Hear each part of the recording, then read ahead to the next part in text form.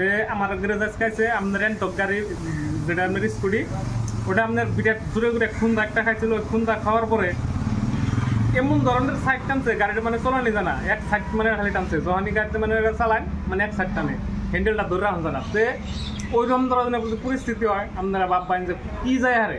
আসলে মেনলি কি হয় সেটা আমরা আজকে দেখামো। সম্পূর্ণ গাড়ি খুলছি, খুলে আমরা বেমার অলরেডি বাইর করছি, আমরা দেখামো কি আসলে তো খারাপ হয়ে হারে। এই যে দেখতে পাচ্ছেন আসলে তো এই গাড়িটা অ্যাক্সিডেন্ট হয়েছে। এই গাড়িটা অ্যাক্সিডেন্ট হওয়ার পরে এরকম ধরনের বাইজার টাইজার সব ভাঙ্গা চুরে গেছে। ভাঙ্গা চুরে যাওয়ার পরে গাড়িটা কিন্তু এক সাইড টানে, বাইজার ভাঙ্গে গেছে ওটা কোনো কথা নাই, গাড়িটা চলান গেলে পরে এভাবে চলবো, কিন্তু গাড়িটা আসলে তো চলান জানা, তো পুরো এক সাইড টানে হ্যান্ডেলটি। আসলেতে এই বস্তুটা ব্যান হয়েছে, যার জন্য আপনাদের সাইডটা খুলে টানে। তো আপনারা সরাসরিভাবে এই বস্তুটা বদলাই দিবেন। আর এটার এমআরপি কিরকম আপনারা জানেন, এটার এমআরপি মোটামুটি 2500 মতো, 2500 টাকার মতো।